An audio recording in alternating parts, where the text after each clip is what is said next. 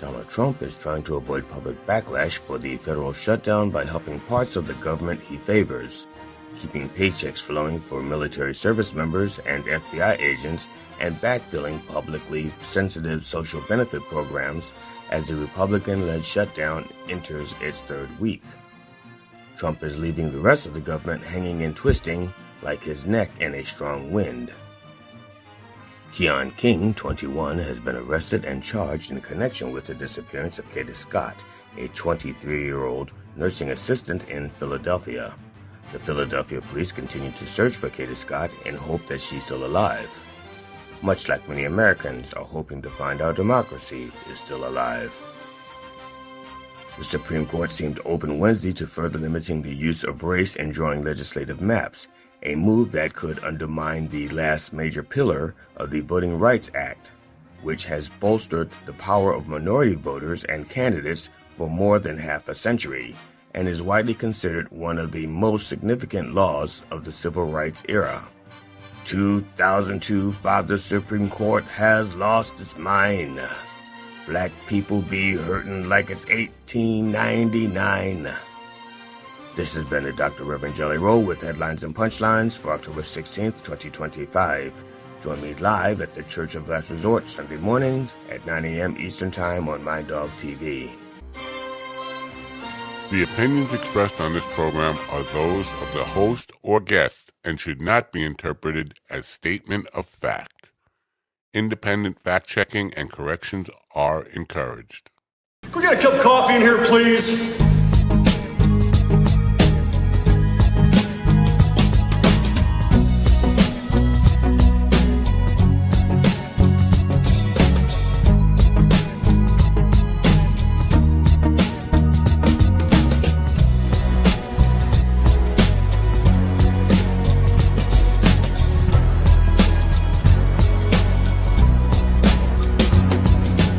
Damn good coffee and hot.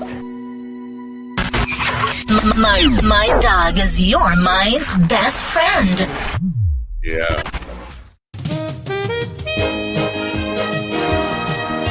Right again. Nothing going Mind on Dog over there. is your mind's best friend. What's going on? Wake up, America. You've got a dog that needs walking.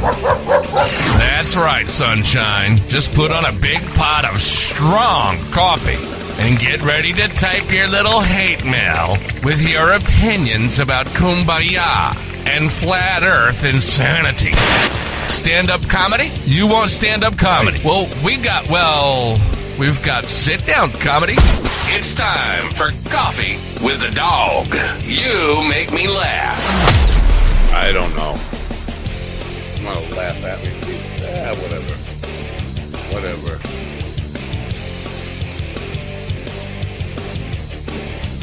Is this thing on? Yes, it's on. I think it's on. We don't really care.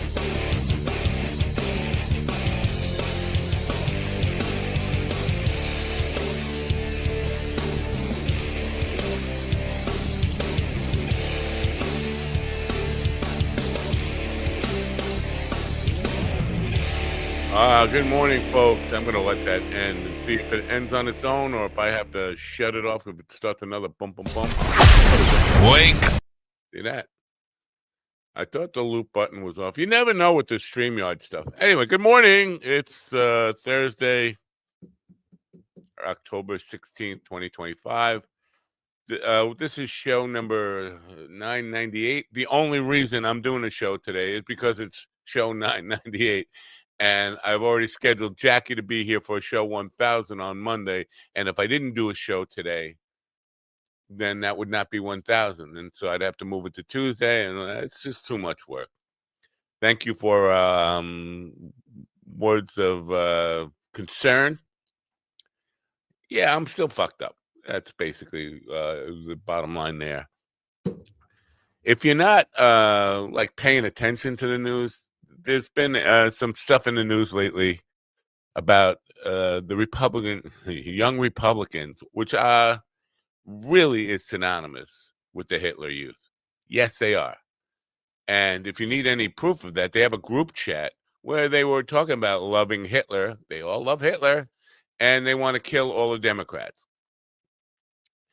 And J.D. Vance is poo-pooing that as a boys will be boys. Let's concentrate on things that matter. It's not important that we have a Hitler Youth. That where are they getting these ideas from? These young men, young boys? That doesn't matter. Come on, but don't call us Nazis. And here is the thing. 1 month ago, Charlie Kirk was shot and murdered. And they said that the guy who shot and murdered him was radicalized in group chats. He left anti-fascist, leftist group chats. Now, group chats are just boys being boys. No big deal. They're just loving Hitler and want to kill all the Democrats. No big deal. Do you smell any hypocrisy, or it's just me with the high blood pressure, whatever I'm going through? Shit, maybe it's dementia. Maybe it's not even a stroke that I'm dealing with. Maybe it's just onset of dementia. Good morning, Sunshine, and good morning, bot people. A little bit more news. I know we heard headline, punchline, blah, blah, blah, blah. Yesterday, actually, Elizabeth Croydon did send headlines, but I didn't get them till we were off the air. Now she's probably angry at me and like, whatever happens. Women get angry at me. I don't know if you know that about me, but women get angry at me. If you hate AI, then your life is going to get really, really, really uncomfortable in the next. I don't know when it's going to happen, but it's going to happen. Take my word for it. You can write this down. Write it down. You got a pen and paper? Write that down. Write this down, not that down. Well, you can write this and that. Apple is about. Remember when the iPhone? I know I never finish a sentence. Remember when the iPhone came out and there were like lines of people like just couldn't spend their money fast enough, lots of money. They were lining up around the city to get iPhones. Well, they got a new buzz product they're about to launch, and I don't know. It's not going to be today. It's probably not going to be this week. It will be before Christmas. I think they had a movie called iRobot. I'm not sure if they're going to call the product iRobot, but it's going to be an AI assistant. And people are going to be, if you know anything about Apple, they're very good at creating launches, buzz launches, like the Hollywood movies where people got to go out the first weekend and get it. People are going to go out in masses to buy AI assistant robots. And you're going to be seeing them. And let's face it, new products when they hit the market, never perfect. So we're going to be hearing a lot of buggy things about AI assistants and robots and all that kind of stuff. Again, if you hate AI, buckle up, buttercup. It's about to hit the fan in a way because I never finish a sentence. Once Apple has some monetary success with this, Google is going to be right behind them. And then Microsoft and whoever else is just going to be putting stuff out there. And we're about to be taken over. I don't mean enslaved by machines just yet. But the horror movie predictions about where we're going and what might come of the technological age, about to hit the fan. So I'm just putting that out there. I mean, maybe they could break into one of these group chats and smack all these Nazi kids around. I would everybody program your assistant, or just tell your assistant. You don't have to program it. You just tell your AI assistant, go to the No Kings rally. It won't be out in time. Or break into the Hitler Youth groups. And smack some heads. Whatever. All right. I'm going to play a commercial because I need a commercial. Not because I want to play a commercial. I really don't want to play a commercial, but I have to play a commercial. So I might as well play a commercial. And then we'll come back and maybe I'm probably going to play some music or something because I can't talk for 2 hours today. I just can't do it. And I got I got a lot of shit I got to go through. My wife's getting a blood pressure test. Oh, you got to go to the hospital today. You got to take your medicine. Wouldn't it be better if I just died? I mean, for you, for me, for everybody. It would be. Not her. I can see why she's a little nervous. But everybody else, anyway, this is what I need. Mind Bloom is helping people achieve life-changing clinical and personal breakthroughs, alchemizing both the psychedelic medication, psychiatric care from psychiatric clinicians, coaches we call psychedelic guides, and a lot of content and meditations and programs into this really transformational experience that, because it's delivered at home, costs a lot less and is a lot more convenient for people to receive. Am I psychiatrically unfinished, ladies and gentlemen? In the room with me right now is my AI personal assistant. I got him. It's an advanced copy I got from Apple. It's AI Fenderson. Good morning, AI. Morning, America. MindDogTV.com. It's day 16 of our Coffee with the Dog government shutdown advent calendar. And what do we have today? Why, let's see. Let's open it up and here we go. Why, it's the Coffee with the Dog Sammy the Shutdown Emotional Support Sloth. Our reminder to slow down and take deep breaths. All right. Slow down before you shut down. All proceeds from the sales of the government shutdown advent calendar go to a cause. Support your local mercenaries and enjoy the suffering. They go to a cause. Yeah. Go give to my GoFundMe because I need funds. So just GoFundMe. Where'd you get that sloth one? Did you just happen to have an extra sloth laying around? And as a matter of fact, this is my spare sloth.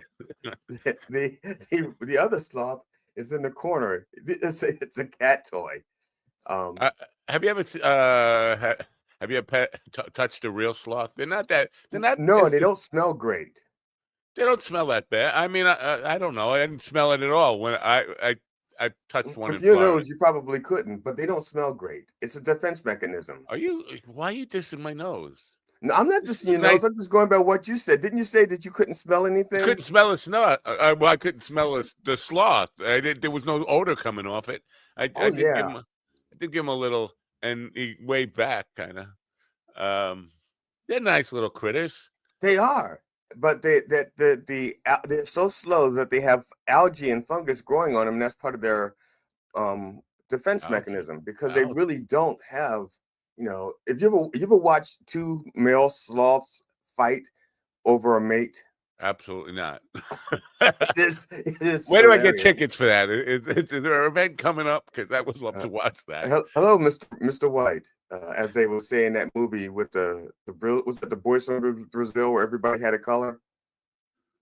What movie was that? I have no idea. It's like, hello, Mr. They were all the guys were named like Mr. Yellow, Mr. White, Mr. Plum. You know me, I don't see much in the way of movies. Okay. Well, there's these two male sloths, and first of all, they spend most of their times in trees. So they were in the tree and they were fighting over a female. And I kid you not, Matt, you have to actually watch my hand when I do this. This is how they fight. It's that slow. So Tai Chi. Yes. And then he hit the other sloth, and the other sloth falls back like this until gravity takes over, and then he plummets to the ground. And that's for real. That's really the way they fight. I kid you not. I'm not exaggerating. Wow! Wow! I watch a lot of nature shows. We should incorporate that into like MMA or something. Sloth movement. Call it a sloth hold. The sloth round. This is a sloth round. I wonder if Steve Bannon, that's his defense mechanism, is just to have algae growing on him like that. It doesn't seem to be defending him from anything. Did you catch wind of this Hitler? Oh yeah, of course I did. Yeah, and I could not agree with you more, so I'm not going to try to. But so now the Charlie Kirk's producer was on like some kind of panel thing, and he was defending these kids. Like, yeah. First of all, let's stop calling them kids. yeah, some of them are like in their 20s and 30s. Yeah. Okay, they're not kids. They're voters. They're registered. They're working in the government. They're not kids. They're grown-ups. Okay, they may not act like grown-ups, but they're not kids. Yeah. So let's stop calling them kids. That's the first thing. So let's get off of their page when they're not kids. These are grown people with grown-up hatred. That's the first thing. And the second thing is, you're right, Matt. They would lose their fucking mind if it was progressives doing the same thing. Yeah. And they have lost their fucking mind when they think progressives are doing the same thing. Yeah, and you know what? That discord that Tyler Robinson was supposed to be in wasn't really a political discord. According to them, it was just a, I don't know, liberal friendly, but it wasn't like they were like pro-trans or whatever the fuck they were. They weren't going out and saying we need to assassinate people and kill all the Republicans or whatever. But to J.D. Vance now, a month ago, it was the most urgent thing is we got to get into these groups that are radicalizing our youth. And then we have a group that is radicalized, calling them Hitler. We love Hitler. And that's not a problem. Like, where are these young Republicans being indoctrinated into Nazism? How is that happening? I think it's nature, not nurture. I don't think that. Wow. I'm just teasing. But well, actually, that's not too far off. The way the brain is wired could make it partly natured, which is why they're attracted to such things. But the other thing that JV, because he's whatever his name is. Yeah. James Dean Vance, whatever his name is, Jerky Dick Vance, says that they're jokes. Okay, that's why there aren't any funny right-wing comedians. Right. They don't know what a fucking joke is. Okay. Yeah. When you're now, true. I may not know what a joke is, but I at least get people to laugh on purpose, even if I don't understand the joke myself. Well, coming back to this panel last night, Charlie Kirk's producer was defending them, and Bill O'Reilly, fucking Mr. Moon in the Tides guy, he had to stop and like, wait, so we don't do that. We can't, not in public. You go shush, and that, when you got Bill O'Reilly telling you shush, don't go there. You've gone too far a little bit, I think. It's wow. But again, don't call us Hitler, even though we're supporting. Don't call us Nazis, even though we're supporting the I Love Hitler posts and group chat. How quickly they forgot the way they treated Barack Obama in general, but behind his Reverend Wright deal, behind it, that's just his Reverend. Reverend Wright had his own beliefs, his own support system, and not everybody who went to his church agreed with his commentary. But when he made his commentary, some of which I agreed with, hey, Barack Obama had to answer for it. Yeah. Nobody said, hey, Barack is just a kid. He's just a kid listening to jokes. He's just a kid. All right. I got to tell you because I know you don't follow this, because I don't know why I do. I don't follow it. It follows me from the algorithm. It just comes. Talking about baseball? No. Oh, I'm talking about the conspiracy theories around Charlie Kirk. The two big ones that came out. First of all, his security team whacked him, and there's hundreds of very right-wing people coming out and saying his security team whacked him, and they lay out their case for it.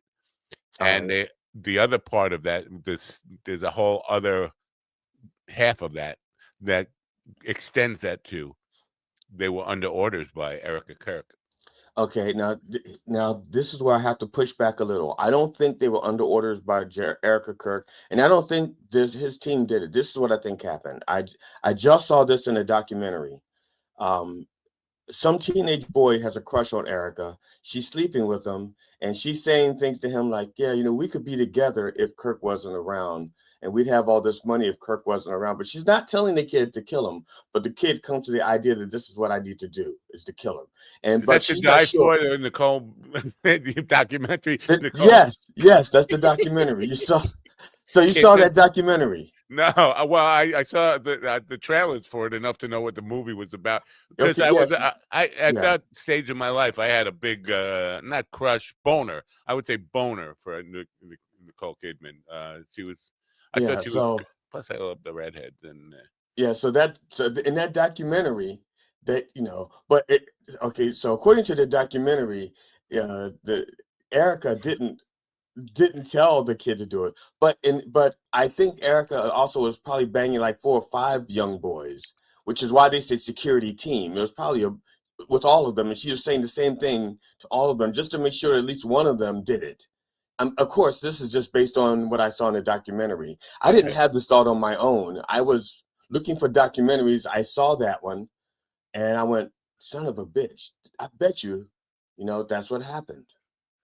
So that and before that, I was all in on the cheap Jewish space lasers. So, but this one supplanted that theory altogether. The cheap Jewish space. You can't just you don't have to call them Jewish. You just call them Jew, cheap Jew space lasers. But it depends on where they were made too.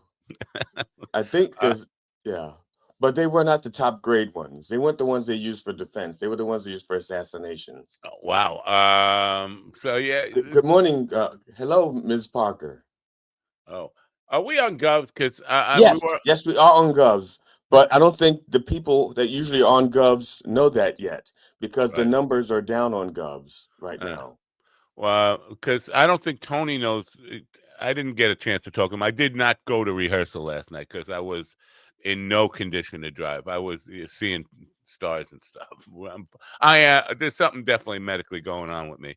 My wife is going to be bringing home blood pressure tester and all sorts of things, and then trying to drag me to the hospital. But I have a paint party 100 miles away that I have to go to. And she's like, you can't drive yourself to a paint party. So she's going to drive you? Now, is this the one where you're the instructor or you're the assistant? I'm an assistant tonight. Right. It's a corporate thing. I'm an assistant, and there are volunteer assistants. Like I don't think it would matter if I didn't go, because there are volunteer assistants that the corporation is putting. Just have the person who's leading the party. Yeah. Here's where it's fucked up about this whole thing. They're telling us both of you bring supplies, and then make sure you get all the supplies back. You know what? There's 60 people there. We're going to be handing out to. Oh, who did you give supplies to? Who did I give supplies to? When it's time to clean up the brushes and get the brushes back, it's going to be a fucking a confusion fest. And I'm already in a confused state of mind. So take them, but don't take them out your car. I'll just take everybody's. Okay, that works too. When I clean up, they're all mine. That's my stroke face. I don't know if it's a stroke. I think I'm thinking it might be like an early onset of dementia. My wife's like, "Oh, you're just dehydrated." I'm like, "That could be. This fucking coffee sucks." Good day, Alt Uni. Alt Uni is in the chat room as well. Yeah. So, but coming back to the Nicole Kidman thing, I'm thinking the documentary. Well, no, I'm not. I'm past the Charlie Kirk stuff and the documentary and all. But all these Hollywood people, Tom Cruise is now, he's with my next hottie. He seems to go after the women I have a crush on. You know this? I think you need to stop announcing them. Maybe that's it. Because I thought Nicole Kidman was like, I don't know. And then what was the next one? Oh, Katie Holmes. I was on her before he was on her. And when I say on her, and now Anna and I don't even know how to pronounce her name. Anna de Armas. That's probably how he got to date with her. He said her name right. She's like, thank God somebody here sees me for who I am. Boy, so what a gorgeous piece of female flesh that is. I don't know who she is. I know. I know you put like 9 pictures of her on the thing, and I just Oh no, you got to be on Instagram, and then people. It's not her. Somebody's like a fan group of her. Every time I'm on Instagram, there's another little animated reel of her being gorgeous, and it's a video stuff. But it's like, stop already. I know she's hot, yes, but she's. It was funny because it was on TikTok, and somebody put a video of Sandra Bullock in in a low cut thing. And first of all, okay, I think she's an attractive woman, even at her current age. But in her youth, I thought she was attractive. But she's never had breasts this big, okay? And this is and they got it like in this low cut thing with this. I'm like, okay, that's obviously AI, because unless she's had a breast implant, yeah, right, which I don't think she would have had that done. Especially not that late in life. If you're gonna do it, you do it. And not only that, but as young as the picture was, I know what she looked like later. You know, so it was like she put them in for the picture and had them taken out. Oh well, that's not beyond. Yeah. Well, but I'm saying, but she would have used them in the movies if she had gone through the trouble of putting them in. She'd have used them in the movies, and in no movie do you ever see her with like double D's or whatever they were, D cups. Wow. But so yesterday or the day before, I saw a Sandra Bullock impersonator, somebody stealing, like using her for their social media profile. And it was the worst possible picture. It looked like she'd been beat up. It's like, if you're going to steal, because you can tell it's fake right away. Well, like, most of these celebrities are not on Instagram or Facebook or any of this stuff. If you're going to steal their profile, why not steal a flattering pic? But it was Sandra Bullock, but it said I'm Sandra, and didn't even have a last name on it. Like, you don't think people are gonna know that that's a celebrity? I mean, you're trying to pose yourself as just some random person named Sandra who happens to look exactly like Sandra Bullock at her worst. It's just like, what the fuck? And people fall for it. Every day I get like friend requests from phony celebrities, and then they're friends in common. I look down at friends in common, and I'm like, what? Other phony celebrities. With the phony celebrities, but the friends in common, no, they're people I know, comedians generally. Oh yeah, they're so stupid. I think they just want people to follow them. So it's like yeah. I mean, that's so sad. I think some of them actually believe they're talking to the actual celebrity, but yeah, it's so sad. I see that, I get that, and I look at that, I say, really, what mutual friends do I have with you? And I look and I go, oh my God, I really thought you were smarter than that. Oh my, I think I have to unfriend you because you're not that smart. You know, it's funny because I have religiously cut down. I keep my quote followers down to like under 2,000, like around 1,500 on purpose, because they were like up there like 4,000, 5,000. And first of all, I couldn't keep track of all of them. And the second thing is, like, most of them were just using me to promote products that they were selling, like diet shit. And so every time I got someone's like, this new diet, it's like, fuck you, delete. And so by the time I got rid of all those people, I'm down to like 1,500, you know? Wow. Let's get to the real thing. The real thing. Oh, the real thing is that hey, Ann in California, welcome. Oh, Ann's on the line in Bakersfield, California. I haven't said it in so long, I forgot what I said to her. That's right. You forget, yeah. I have to watch an old episode of King, the King Live, Larry King Live, so I can remember what he says. All right. So the AI revolution here that's coming, and it's for real. Now, I don't know when it's coming, but my guess is going to be before Christmas. The reason I know about this is I was part of an Apple developers group a long time ago, and when I quit, they never took me off the mailing list. So I get all these things about top secret projects that the AI developers are working on. And a lot of stockbrokers are now pushing, like, Apple is about to launch something incredibly popular. It's going to be like, so this is your time to buy stock. I mean, if you know what's going on, you can start buying. Damn it, Matt, why did you tell me that? We could have been friends a long time ago. I could have exploited this information years ago. Well, I knew it was coming, but I thought it would be next year. So, but apparently it's going to be happening before Christmas. So this is a good time to buy stock. If you have any money, buy Apple stock. Now, I don't want to take responsibility if you buy a bunch of Apple stock and it goes down for a period, but I guarantee you this product is coming. It's coming, and in the same fashion that the iPhone is coming or came, where people lined up. They're going to do this big Hollywood launch for it. But here's the problem I have with it. Like, iPhone was buggy when it first came out. It was full of... Well, all new devices are. Yes. Yeah, that goes without saying. So people are going to get this thing, and all the uses for it. If you look through the details of what they're building, the thing is going to handle your bank accounts. It's going to handle your cooking dinner. It's going to fucking do your laundry. It's going to do all that stuff. It can diagnose what's wrong with your car. You'll still have mechanics for a little while, but then they'll have like mechanic shops that are all robots. That's the world we're heading to. It's uncomfortable. It's very like the nightmare scenarios of horror movies where robots take over and we are being used by them. Seems like this is why I want to die. Welcome to the Facebook chat, Dante, and Dante Therese. Oh, she's been on the show before. You met her. You know her, right? Remember her? The names look familiar to me, but I'm at that age where... Oh yeah, you're having dementia. No, it's not dementia. You have to dementia it a few times before I remember. That's what dementia is. Yeah.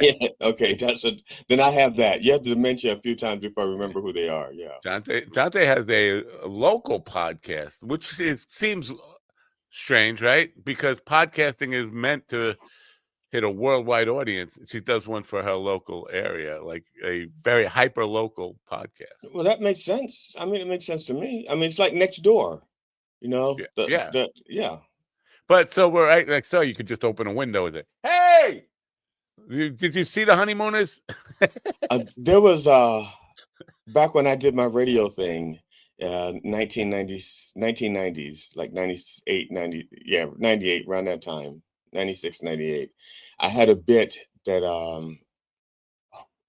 it was called the character's name was Burnout Bill, and he was actually their traffic person, but he was under house arrest for some other things, so he could only do the traffic that he could see from his window.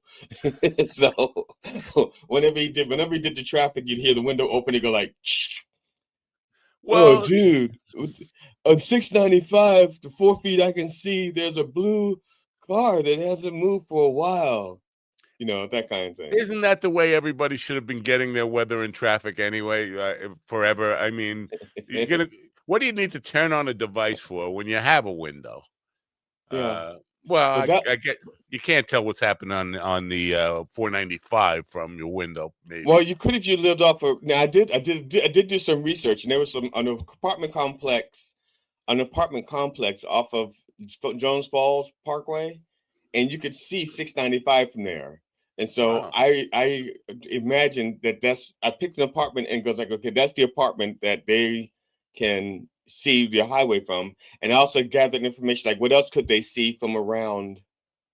Now, the only thing I changed was I made it so that their apartment, he had windows on all 4 sides, which is not true with an apartment usually. Wow. And so I would get things that he could see if he opened up the window in the other room. So I would go like, and on the northbound window, I can see that the falafel shop has a line of 12 people outside waiting to get in. That kind of thing. Wow. I did my research. I'm thinking of Paul Simon at the moment. And is he thinking of you?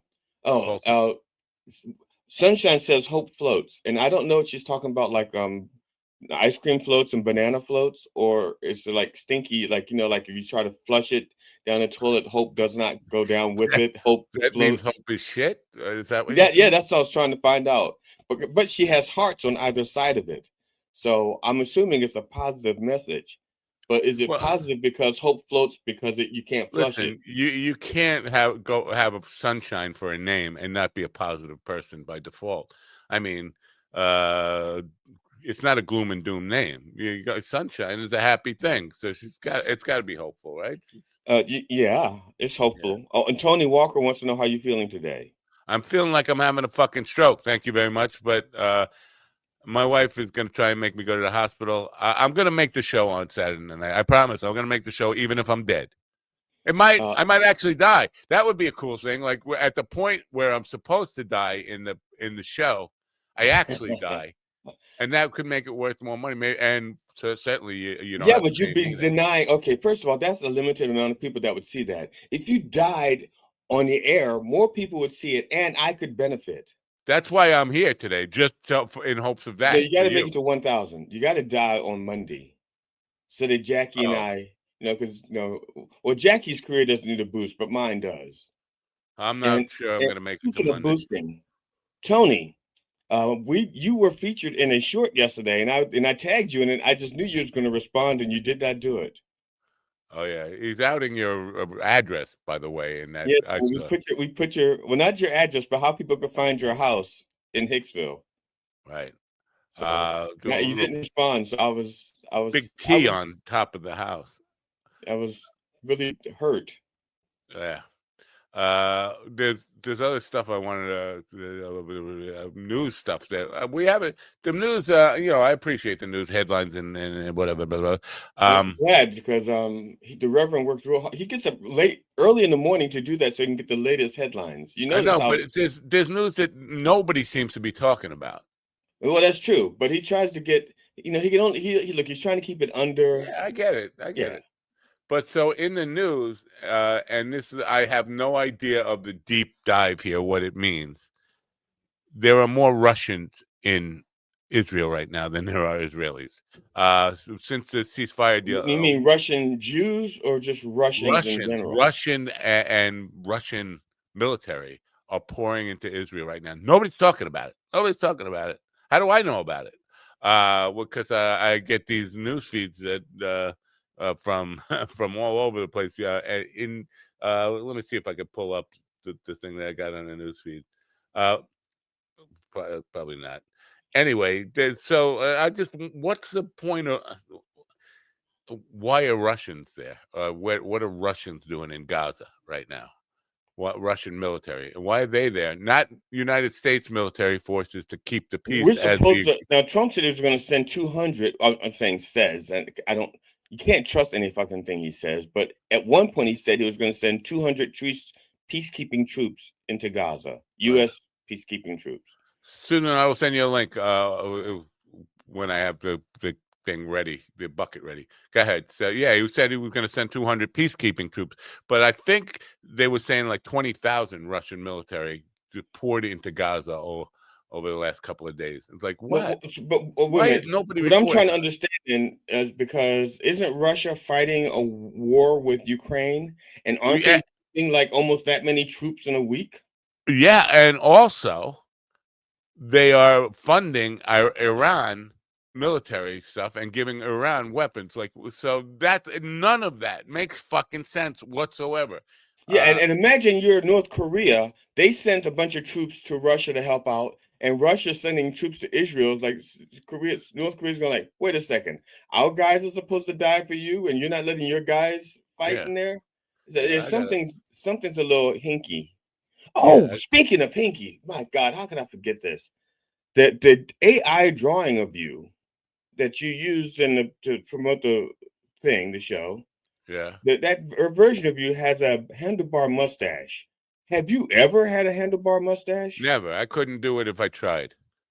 So I was just curious. I didn't know if there was like something that you wanted, like you've always wanted a No, handlebar. no. And I purposely, when I say, when I'm doing the prompts for stuff like that, I say, do not do a handlebar mustache. More like a Tom Selleck, not more like a Magnum PI mustache.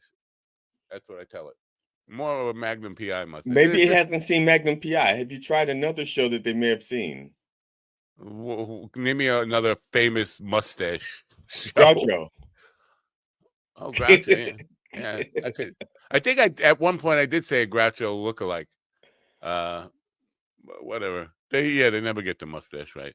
You're not talking about Wilford Brimley? Wilford Brimley is famous for his mustache? I think so. And his Quaker Oats. I love. I love Quaker Oats. No, I bet that's what you was going to say. No, I'm going back to Wilfred Brimley's had a stuff with turkey Thanksgiving.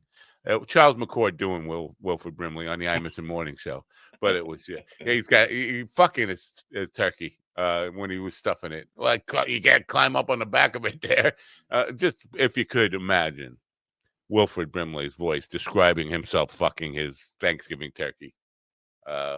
You should talk to Tony because I'm going to read what he wrote and then you can respond accordingly. He says, Matt, you told me you were possibly having a stroke. That's pretty serious, so I replaced you. You should rest up. Oh, that's fine. You can replace me. I appreciate that. I was prepared to do it anyway. Yes, I am possibly having a stroke. If you can hear me, I don't know if you can hear me. I am possibly having a stroke. My wife is bringing home testing equipment today, and everybody's saying you gotta go to the hospital. You gotta go to the hospital. I'm ready, and I thought it would have been nice to actually die doing something like the show, and where I die in the show. But if you replace me, that's fine. I understand it. No big deal. I'm just seeing. I'm hurt. This is the second time he could. He didn't think of you. Well, yes, yeah. I'm not offering anymore. I'm not offering to come up there anymore. You're supposed to be the matriarch of a family, and none of the kids are black. Oh, like I couldn't produce a white kid. Or you couldn't. Maybe you could. I'm 27% European. I'm sure some of my genes could produce a white kid. I think you have a lawsuit on your hands. Then you should sue Tony over this. No, I'm not going to sue Tony, but I am upset because he says here also, sorry I didn't respond, GD, which means he saw the Facebook post. That sounds like a lawsuit. But he was so concerned over your health. He put a big B on the application. Yeah. His concern over your health is not going to make you healthier or less healthy. Okay. So he can stop the concern. He doesn't have to be, but I did a lot of work on creating that short. Okay. You didn't work on having your stroke. I worked on that short and he didn't respond. Here's another part. He cares about me. I've been up like 3. Maybe this is part of it too. I've been up 3 nights running the entire show in my head, like reading it. I highlighted my lines throughout because there's a couple of places where I have long lines, and I was like, I want to make sure I have my cues right. So I've been up all night.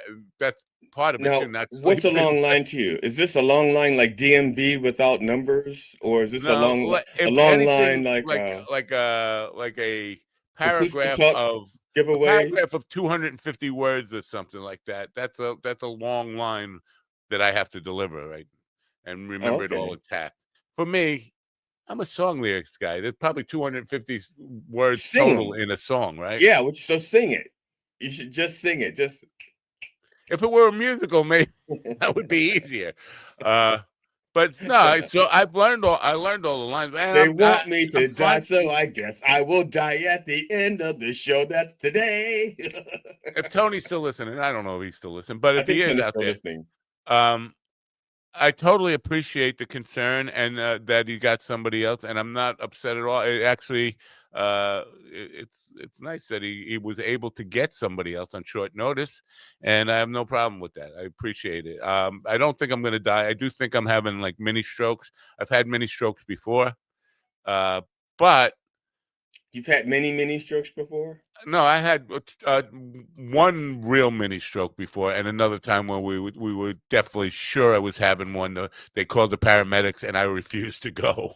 I just waited it out until I was fine again. The paramedics were here for 9 hours, fucking looking at me because they can't force you to go. And I was just sitting on my couch, just saying, "No, I'm not going to the fucking hospital."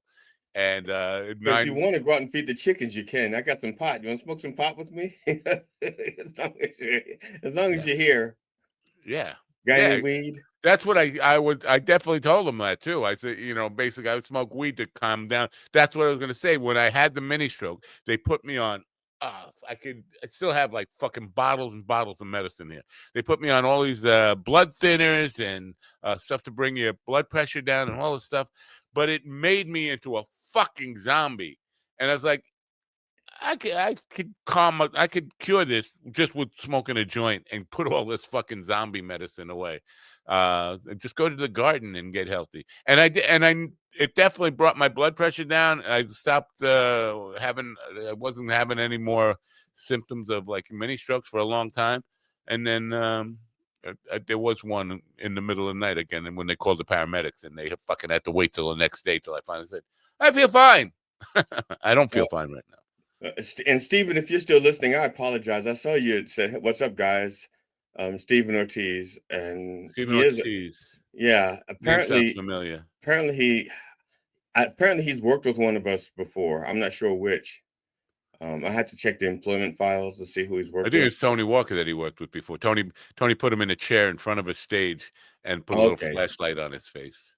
Oh yeah, flashlight. Was it a flashlight or a flashlight? Flashlight. Well, he put a flashlight someplace else and a flashlight on his face. Okay, that's probably why he remembers the show. Yeah. Oh boy. Well, I appreciate that. That's one less thing I need to feel pressure about now. The show, because I in the back of my mind I was actually, I know it sounds silly, but I was actually thinking I might die doing the show, and to me, that's I don't know, it's good publicity for the show. It's a knock 'em dead comedy. A guy actually dies during the show. I figured out, I'm doing people a favor here. I'm dying on cue.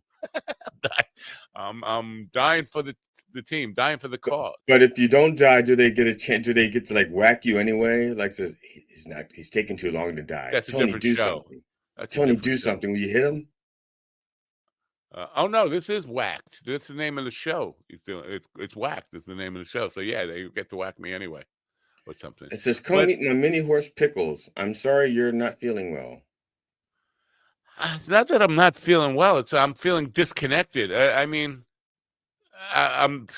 My wife was concerned that if you try to drive to Hicksville, you're going to kill somebody else. I'm not. Nobody cares about you, but you don't want to take out an innocent person on the highway, and that's valid. That's a valid concern. All right, I'm sorry, guys. I'm not going to keep reading all of these things to say for y'all to keep saying, Matt, get well. Matt, take care of yourself. All right. What about me? Okay. Nobody's concerned about me. Everybody's concerned about Matt. I didn't think anybody gave a shit. And actually, I'm sick of people giving a shit about you. I have feelings, okay? And nobody's saying, what about Judy, stay well? Judy, it'd be a shame if something happened to Matt, you'd run the show by yourself. No one's caring about me. Okay, this. Yeah, listen, the world will be a better place if I don't say this as like or self-depreciating or whatever. It's true. The world will be a better place without me yapping fucking negative shit at you every morning. This is supposed to be a happy show. Of course, the world and the way the world is doesn't make me feel like I have anything positive to share, except that Nicole Kidman and Keith Urban are now getting a divorce, which is why I was on this whole thing. All these celebrity couples, it doesn't seem like they can work out. I mean, give me an example of a celebrity couple? Oh, Joanne Woodward and Paul Newman, right? Yes. That's the one. And John Bon Jovi, his wife's not a celebrity though. Never mind. Yeah, his wife's not a celebrity. There are celebrities who can stay married for a long time, but they're married to non-celebrities. Clint Eastwood was married to his wife for the longest time, and she was an actress. Yeah, she was the only thing she was ever in were his movies, 2 or 3 of his movies. She wasn't. That's not like being a celebrity. That's like being nepotism. Like Gene Simmons and Tanya, whatever her name is. Oh yeah, the porn star, the Tanya was it Tanya Roberts, Tanya Tucker, Tanya something. Are they still married? As far as I know, they are. Wow. All right, so that's one example. But most of them end up divorcing like because Zsa Zsa Gabor. 8 fucking matches. One of them must have. Okay, Elizabeth Taylor. No, I think you got one. Gene Simmons, if they're still together. But like Nicole Kidman, she's fucking hot. So basically, the problem's got to be with her, and Tom Cruise, of course. Got to be a hard guy to get along with. But Nicole Kidman, I think, is on her 4th marriage now, or third or 4th. She was married before Tom Cruise, then got married to Tom Cruise. Shannon Tweed. Right? Shannon Tweed? Shannon Tweed. That's the one. That's Gene Simmons' softcore porn. They don't even do softcore porn anymore. That's a shame. Yeah, apparently they're still together. Yeah. Well, all right. So that's one. That's one. That's good. Good for them. But most cases, is it because they're jealousy? Because what's wrong? How hard could it be to stay married to Nicole Kidman? That's what I'm saying. For Keith Urban to say, it's time. Well, sometimes it's a matter of like I'm looking. Okay, I'm just thinking about Marilyn Monroe and Joe DiMaggio. I know that marriage didn't last. Well, he was a jealous fuck. Right, and I'm saying sometimes it's a matter of because in his mind, she didn't appreciate what he did for his fame, and he couldn't handle how famous she was, and he didn't understand why she was famous, you know. So there was not a mutual appreciation, and he was jealous of her fame. She had a daddy thing, right? Because she was married to Arthur Miller after him. Like, right. All those. Well, Joe, that's a problem. Yeah, I'm thinking of Joe DiMaggio as an old man. When he was married to her, he wasn't an old man. But the only Joe DiMaggio I ever knew was an old man. So maybe that she didn't have a daddy. Susan says Goldie Hawn and Kurt Russell. Goldie Hawn and Kurt Russell. Yeah, okay. That's another one. That's two. Bing bing. We could probably come up with more. Yeah, but now I'm thinking that another how reason hard they could don't it stay be together is I could see, let's say Keith Urban, because I don't really know why he's famous. I mean, I know he's a musician. I don't see anything in him that would go like, wow, should be famous. But Nicole Kidman, she's doing a scene where she's nude or something, and some guy, they're acting and he's like kissing on her or something. I can see Keith Urban keep going. I can see Keith Urban going saying something like, "So, Nikki," because they're at the dinner table, and that's how he talks. Is he a country singer? It's an Australian country singer. Oh, so yeah, add a little bit of the accent. So he goes like, Nikki, I was watching on the telly, and the previews for that movie you're doing, and I was just saying, not that I'm the jealous type or anything, but I was thinking that guy had his shrimp on your Barbie just a little bit too long. You know what I'm saying? Yeah. Not that I had a stopwatch out, but I think he was licking your nipples for about 30 or 40 seconds. Couldn't you? And you didn't even see after like 5 stuff seconds? that made the cutting room floor. I was saying, and actually, how many takes did it take? I mean, I'm married to you, and I see you. Like, I think I'm on your nipples like 20 seconds for a whole year, and I'm married to you, and that guy is working with you for like 2 weeks, and he's like spending 5 minutes on each nipple. I don't understand this. And then the other thing, she was on Jimmy Fallon a couple of years ago now, but she was totally flirting with him and saying that she had a crush on him and all that stuff. For a husband to be sitting home watching that on television as your wife is flirting with the talk show host, and sometimes I think that's just bullshit. They're just doing that, just for ratings. It could be, and for replayable moments, because that's, But so many of them have like not just a divorce. Oh yeah, but multiple divorces. Like if they're serial marriers. Like why even bother keep getting married then? Just cut. They may believe in the institution. Wow. I mean, I'm one of those people who believe in it. Yeah, but you're not the. Don't you dare say I'm not a celebrity. You're not a celebrity. Didn't I just say don't you dare say it? I know. And you had to say it anyway. That's why I said it. Yes. Now I just want to let people know he will be a celebrity after I say this. Remember the old phone sex lines from the 1980s where there's a new one out. We're bringing them back. It's GD's celebrity impersonation phone sex line. It's 900 what 990 1-900 celeb. Yeah, 1-900 celeb 25. Yeah. And he's starting off with his Keith Urban special just today. You get a discount on the Keith Urban. I don't know what his voice sounds like, so I don't know how. I know I'm not anywhere close to it. All the Australians sound alike, don't they? They all, that's a fucking racist thing to say. They all sound alike to me. There's a show I was watching called Fisk, and there's a scene where there's an Asian guy, but he has no accent whatsoever.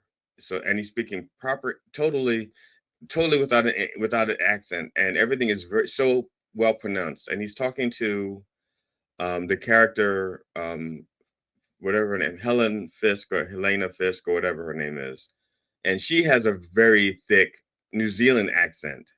And the guy is mocking her the Asian guy is mocking her accent, saying, "I can't understand the words you're saying." And because all you Australians, and it's like, no, she says, I'm not. She says, I'm New Zealand. I'm not from Australia. And it's like a pretty funny bit that he just remember your friend Dick. Remember your friend Dick from New Zealand. Romantically, yeah.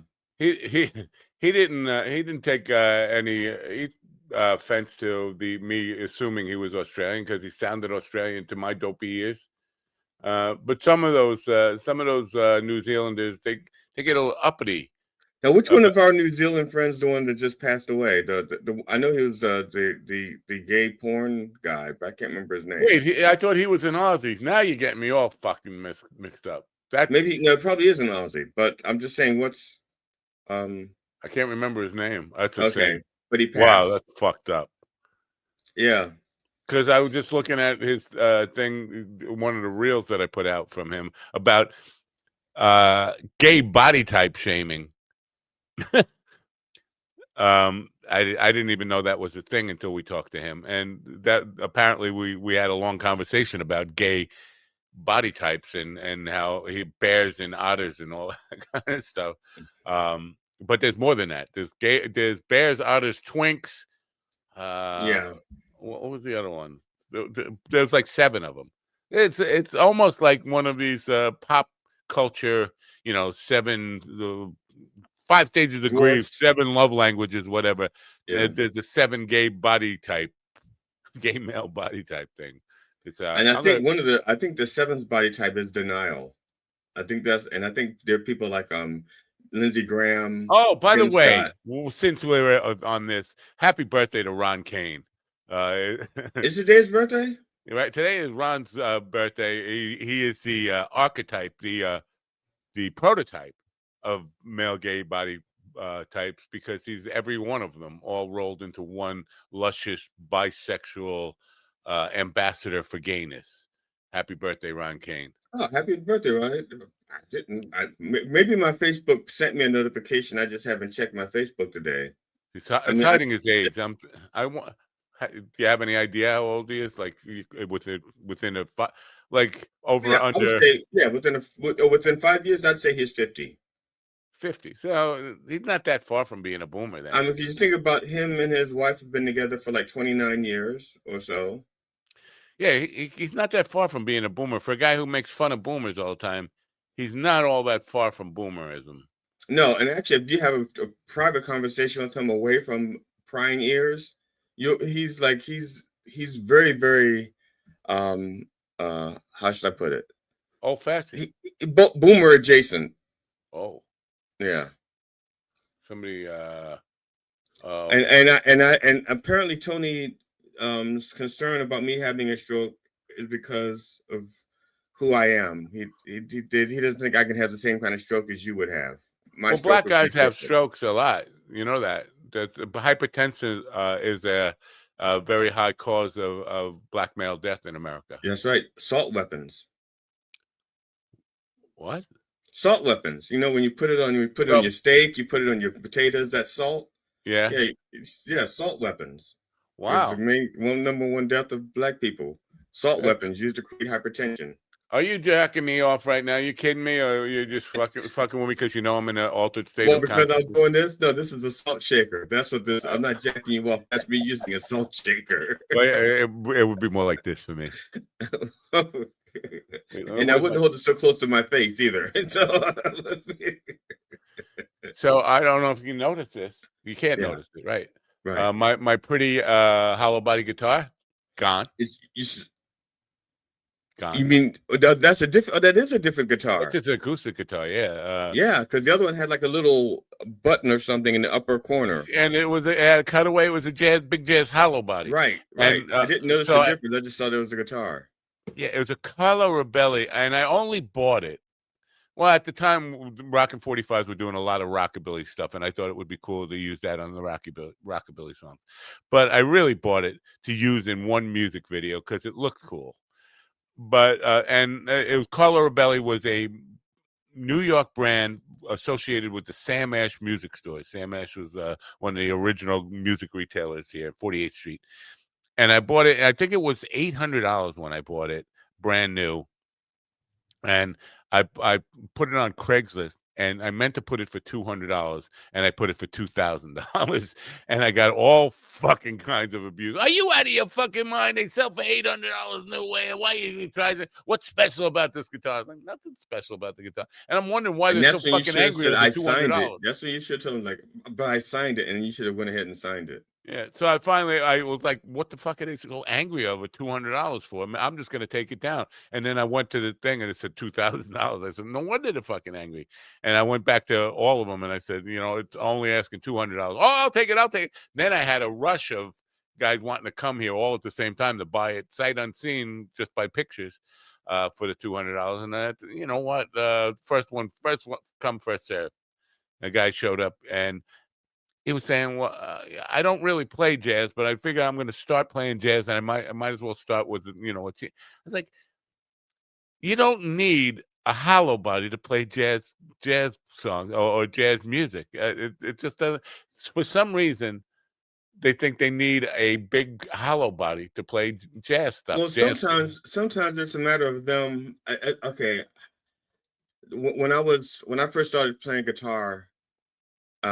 The first guitarist that I saw that I wanted to emulate was a guy named Zal Clemenson.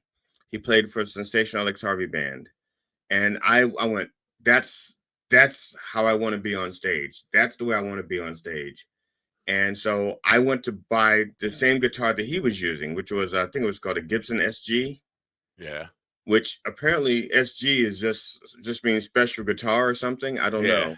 Yeah. Okay, so I went into the store and I had cash. It was like $400 and something at the time. I had cash in my pocket. I'm going to say the name of the store in case they're still around. Venomans in Rockville. And I went in and the guy right now. and that guy would not show me the guitar because I was black. He would let he says,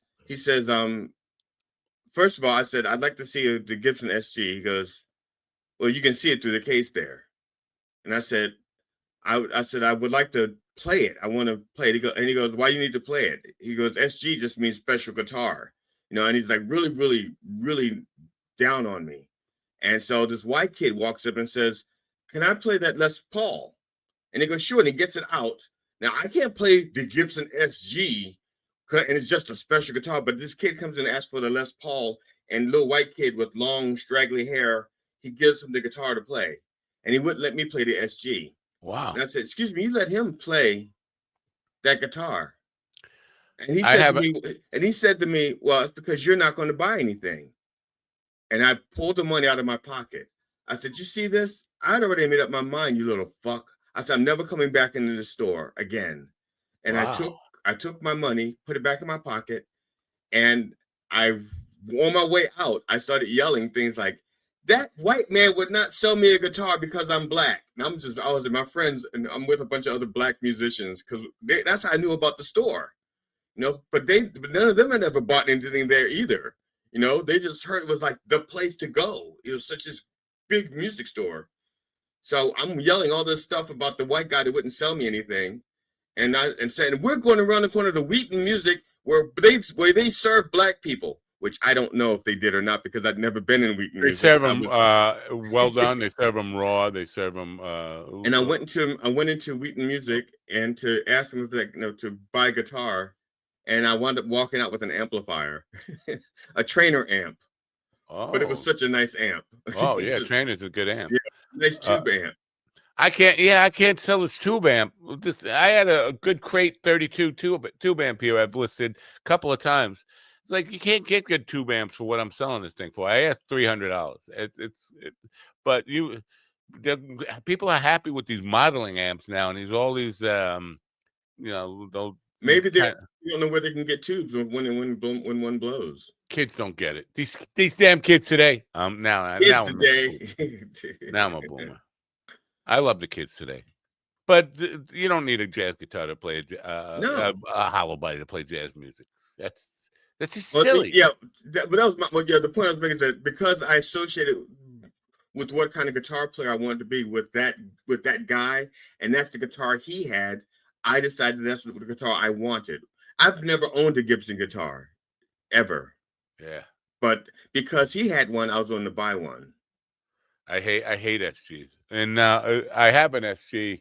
I'm going to sell it for parts over there. It's an Epiphone SG, but it's a SG. Yeah, Epiphone is Gibson, but right. It's Gibson. It's like what was it Cadillac? It's like the same manufacturer like GM. Yeah, but it's not a Cadillac. It's like a Bonneville or whatever. It's a Pontiac. Yeah, Pontiac.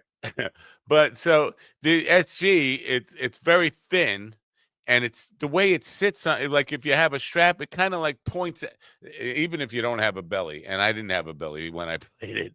It doesn't sit right. It doesn't sit like a Les Paul or anything. It sits kind of like outward. It's weird. It's kind a lot of heavy metal guys like SGs for some reason. Like Black Sabbath was big on black SGs.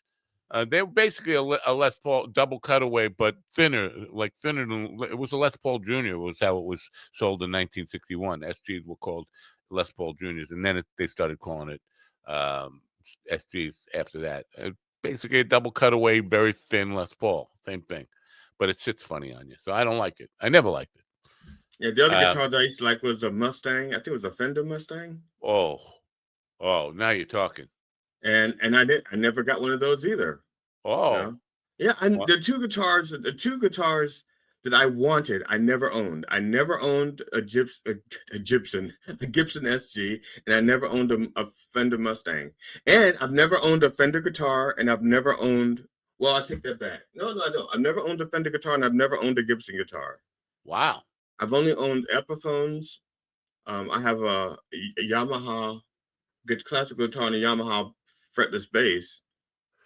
Yamaha electric guitars are all the rage right now. They must have done something. Maybe somebody bought the company. They just started putting out some very good electric guitars that people are they're in high demand right now, and the price is going up to reflect that. Fender Mustang, a goofy old story I have to tell but it's not all that interesting as I think it is. Poor Picker's Palace in Clovis, New Mexico. I went there to get the cheapest guitar I could possibly get because I didn't have a lot of money. I had like a less than $200. I wanted to get a guitar badly because I was playing an acoustic guitar. I needed an electric guitar. I had a little pig nose amp, like 1978. And I walk in, and the guy tells me, because I knew this place is right underneath Norman. God, what's Norman fucking last name? Norman Petty? Yeah, I think it's Norman Petty. Music studio where Buddy Holly recorded his first in Clovis, New Mexico. You can imagine they didn't have it wasn't like Long Island where you had fucking recording studios every fucking block or whatever. They had one recording studio, Norman Petty's recording studio. Buddy Holly went from Lubbock, Texas to Clovis to record his songs, and Norman Petty ripped him off and put his name all over the copyrights and publishing deals, and totally ripped him off on that. So like when That'll Be the Day was covered by Linda Ronstadt, Buddy's estate got nothing. Norman Petty's estate got all of it.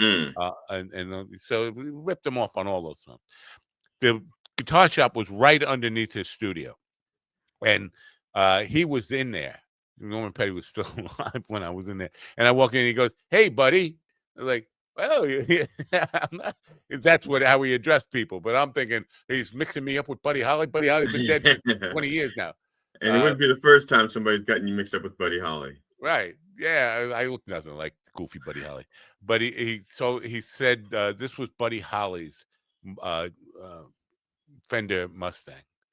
And it's on sale for $215. I only had $200 with me. He said, "I'll let you have it for $200 cash." I don't know that was ever true. I didn't even know how to verify that stuff at that time. But every guitar he had used to be Buddy Holly's if it was old enough. As soon as you walk out, he pulls out another guitar, and somebody was like, "Hey, buddy." Yeah. So basically, but for $200, it was a fucking steal at that time, just to have a Fender guitar that played like a Strat. It had like a Strat-like neck, and I was in my glory. And I played it for like 6 months. I got back to New York, and I think I traded it for a fucking half pound of weed. That's how much it meant to me. Yeah. So that's the only time I had a Fender Mustang, and the SG I got was basically was hanging on the wall. Guy bought it. He was a bar that we used to play in. Fran Diamond. He had a bar called Diamonds, and he just bought all these guitars to hang on the wall, make it look like celebrity stuff, and had celebrities sign them or fake the celebrity signature on them. And he died. And it was like a free for all. Take whatever you want. I'll take this SG. And so I had that for years, but I never played it because it just doesn't play comfortable at all. It's just not a cool guitar unless you're playing heavy metal. I could see that you'd want that little kind of tilt back if you're just doing those like power chord type of, not even full chords, the major fifth or whatever it is. But for me, both those guitars, overrated by a lot. I like the Mustang for its neck. It had like a Strat neck, but other than that, it had those kind of like not toggle switches on guitars. This had the kind of like push, like black, like a little slide thing, right? Yeah, whatever. Like I don't know. like a glide control. Like, yeah, like that's what is this? This is not guitar. You're playing and you got to switch like up and down and like 5 different buttons where you're going. Make it easy for me. One switch, left, rhythm, lead, rhythm, lead. My first guitar was a Mustang copy, and that's only because back then for $99 you got the guitar and the amplifier, and the amplifier. And this is at a store called Best. It was Best Jewelers, right? I think it was Best Company or something, and not Best Buys, but it's just called Best. And there was like a Walmart where they had like cheap instruments in the back, like 2. You could buy like a guitar with a bass and with an amp, or a bass with an amp, and it was $99. And that's what I did. I got the guitar with the amp. And the amp, you could only have 2 sounds. You only had 2 sounds. You had a clean electric guitar sound, and any distortion sound like, it was very specific. This is a very specific sound. It sounded like the end of We Will Rock You, that guitar part. That's the sound that amplifier, when you just use the distortion, nothing, there's no matter what you did, no matter what the setting was, it sounded like Brian May's guitar at the end of We Will Rock You. Now, there was a thing on Brian May, and his father couldn't afford a guitar. He kept asking for an electric guitar, and his father couldn't afford one. They made it out of like a tabletop. His father made him his first guitar. That's still the guitar that he ended up playing with Queen. That was a homemade box. So, but he was good with the electronics. Yeah, Yeah. I wanted to make my own guitar because I knew what I want. I knew what I wanted. I never did make it. As a matter of fact, I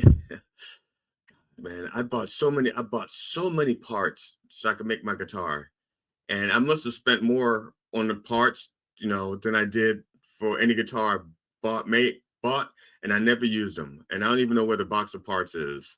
I would love to be able to make a guitar, but I don't have the confidence that I would make anything playable or decent. I think it would just be a waste. Well, the problem I was going to take the neck from my electric guitar, because I didn't have a lot of money, and so once I started down that road, I was going to be down a guitar, because I had my first guitar, which I didn't use to perform because it was if I used my whammy bar once, it got out of tune.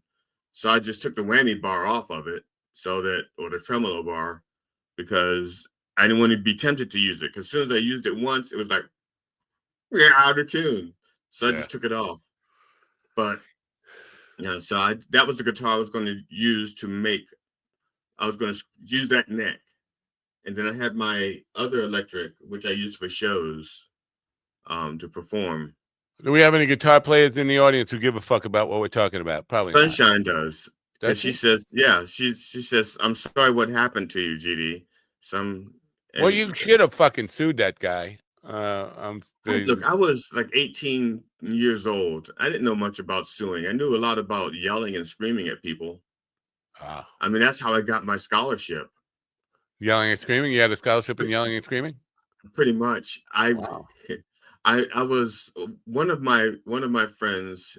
His father was like this uppity, not uppity, upper crust muckety muck in the black community. And they were having like a civil rights meeting in his living room. And so I go to my friend Chris, myself, Henry, and Tony. We're walking. We walk into Chris's house, and they're holding a meeting in the living room. And we excused ourselves. First, I was the only one to say excuse us. Everybody else just walked through. And so I was polite and said, I'm sorry for interrupting. Excuse us. And so we're walking through, and I was at the end of the four of the guys. I was the last one. We walk around the corner to start to go up the stairs, and they start talking, and they said something, and it caught my ear. And I went, they was talking about young people or something. And I stopped, and I went back. And I said, I'm sorry. I said, that is a total mischaracterization of young people. And I went on, and I went on for like 7 or 8 minutes, just reading them the Riot Act. And at one point, I even quoted Black Sabbath lyrics. Wow. I think it was like, I believe it was true that people like you to crucify Christ. Isn't it sad the opinion they had was the only one voice? And that was the line I quoted. And I can't remember how it fit into the conversation, but it flowed naturally. So they were like, wow. And so there was one person there they went to University of North Carolina A&T, and they were an alumni there. And so they got my contact information, and I walked by anything of it. Next thing you know, I'm getting a letter from the University of North Carolina A&T wanting to interview me for a scholarship thing. But yeah, it started with me yelling and chiding a bunch of people. Huh. And I got it. I got the scholarship, and I went down there, but it was so unorganized. I couldn't stay down there. I came back home. Oh. Well, that would have been a shame. You would have had degrees to hang on your wall. Well, I got degrees to hang on my wall. They belong to my wife, but I got them. Yeah. You know what? I don't even know where my diplomas are to hang on the wall. So many moves. I think I left one hanging on my wall in Stony Brook when I left there. It's just like, but whatever. But I've started many colleges. I just never finished any of them. Yeah, that was a thing for people our age. A lot of people who graduated high school in the late 70s or early 80s went to several different universities or colleges and stuff like that. It was like pick and try one. Yeah, I'll try this one for 6 months, one semester, and you'll go here for a semester. Problem with that is a lot of the credits didn't always transfer and all that kind of stuff. It was yeah. But I still, because a lot of people are down on college education right now. I still am very pro the experience, even if you don't end up getting a degree. Especially going away to college, better than community college. The experience of going out, being on your own, learning what you can, but learning to be an adult around people who are driven around that. It's a wonderful experience for me. I wouldn't trade my years at Eastern New Mexico for anything, even though I went. It took me 3 times going back there. I had to transfer out, go to other schools, and come back. I ended up getting my degree there because those years were fucking amazing to me. It was a big part of making me who I am, which is whether you like me or not. Those were my formative years. Anyway, I was miserable. I was totally miserable, and I didn't expect to be miserable, but because I loved education, I did. At one point I thought I could be a professional student. I didn't know that was a thing until I didn't know that was a thing. I learned about that when I was a senior in high school. I'd be doing that right now if I could. I was in student government, and I was so far. I mean, the student government thing. I was just like that was like once I found the SGA, Student Government Association. Once I found that and got involved, really got involved. I was so on fire for that shit. I was like going through the legislation and the orders, and this is it. I love this. And I said, I want to do this. I want to be a professional student. And then I got my first hint of real college outside of high school.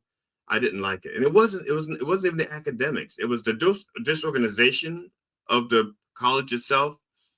And I was only 17, which it shouldn't be young for college, but it made me a baby compared to like the girls, like the other freshman girls wanted to date upperclassmen.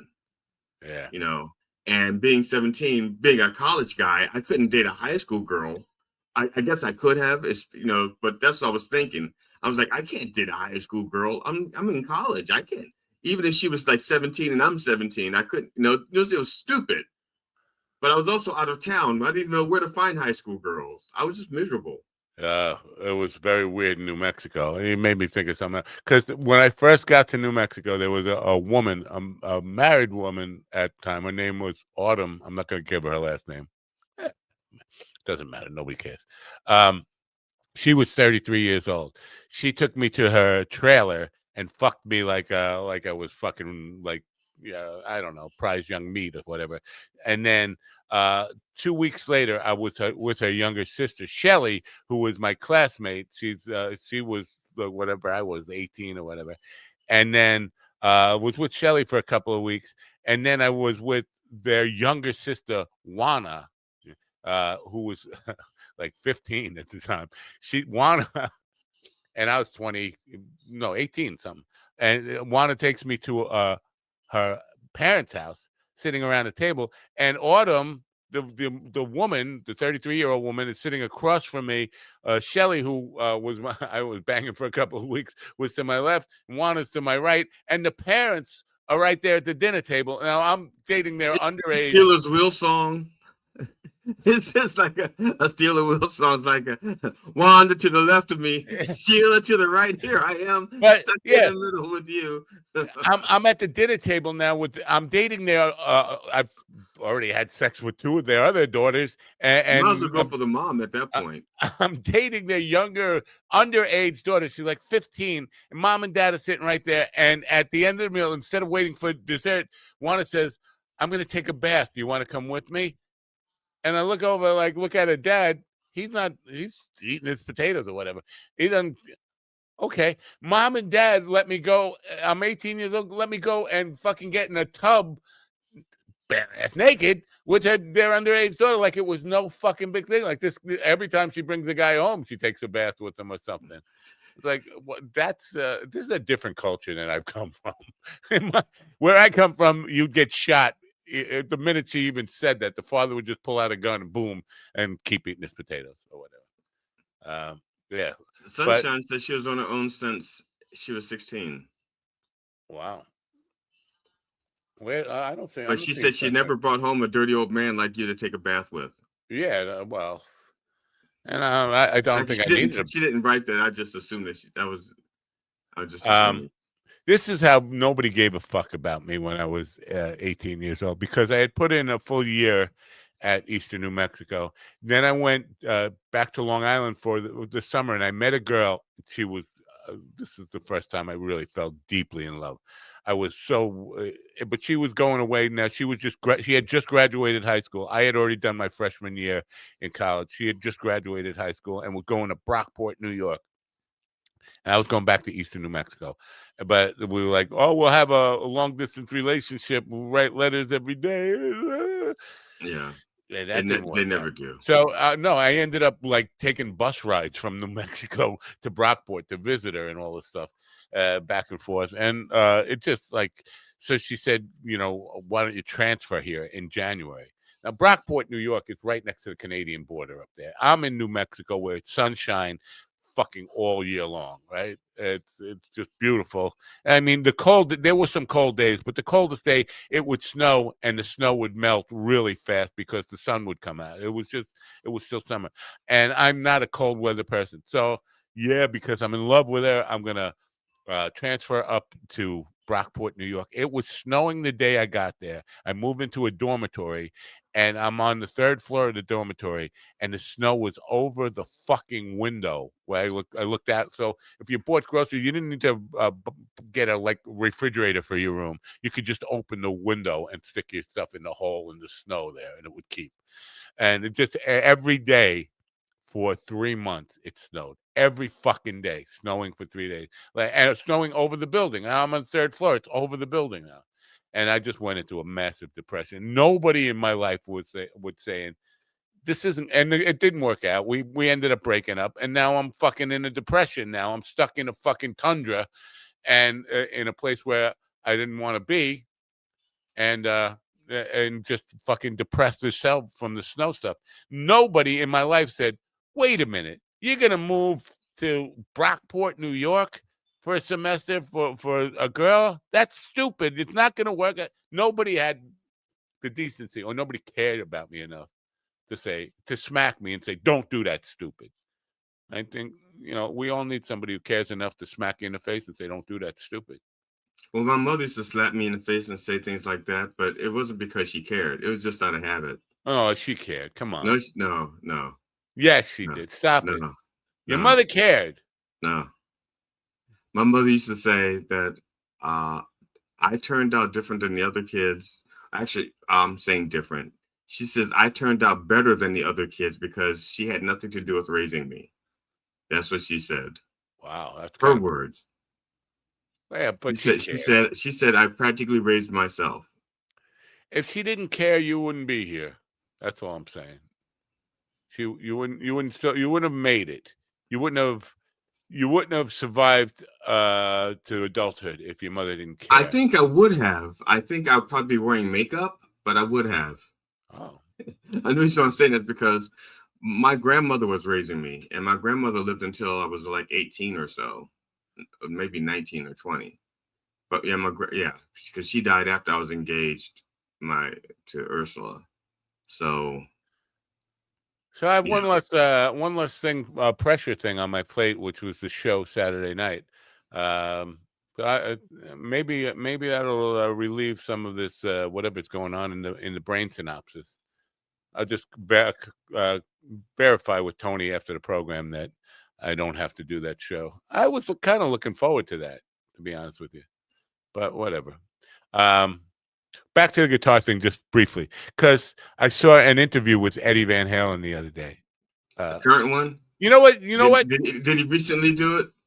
Well, let me just say, one of the pet peeves I have is when somebody says, he said this to me before he died. Of course it's before he died.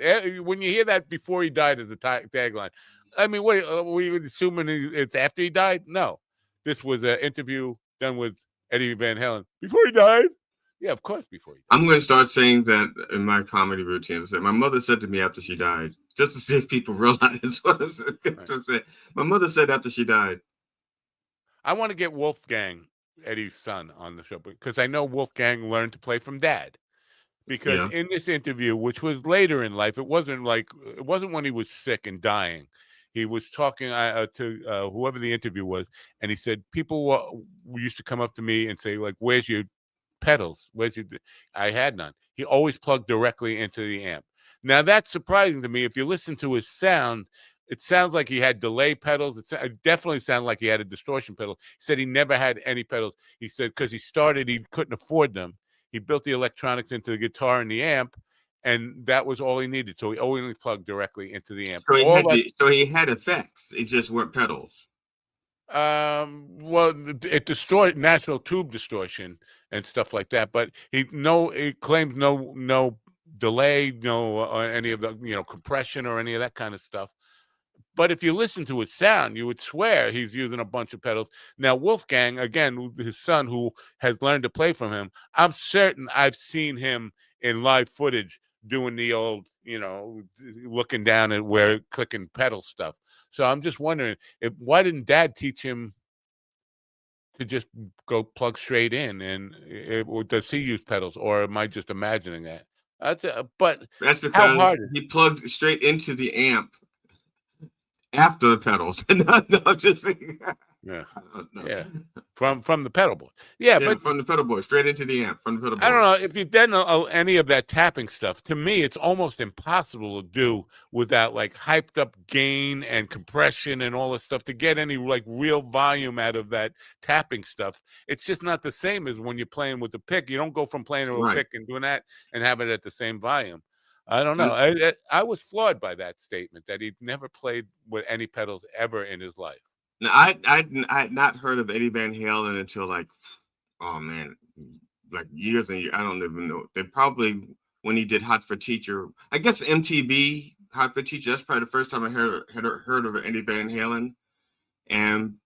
But when I was in college, I used to hang out. I was playing guitar, and I was hanging out with this guy named James Busavages, but we used to call him Jimmy Savage is what we called him, but his last name was Busavages, James Busavages, and he was a keyboard player, but whenever he played guitar, he would lay it down on his lap and he would hammer it like this. That's how he played guitar. He would hammer it on his lap, and so I liked that idea that he played like that. So I started imitating the hammering that I saw him doing on, with the guitar, but I had it, of course, I was holding it like this and hammering it like him. But I was having, some difficulty, learning what he was doing, because he was he was doing like a keyboard, and that's how he played, with the fingering. I'm like, I was just trying to adapt it, and so I went to another guy who played guitar. His name was Phil Brock, and he used to play with Talking Heads, like before they were Talking Heads, like when they were. This according to him. They were Talking Next at the time. Yeah, they hadn't got to the head part yet, and he says he quit the band because they were. He says, you guys aren't going to ever go anywhere, so he quit. But so I'm talking to Phil Brock, and again, I'm looking up to him because he's an upperclassman, and he's been playing for a while, and he used to play with David Byrne, who I used to love. And so I'm showing him what I'm trying to do. I said, I'm working on this. I'm trying to figure out how to get this, make it sound better. And he goes, forget it. Nobody's going to be tapping. That's stupid.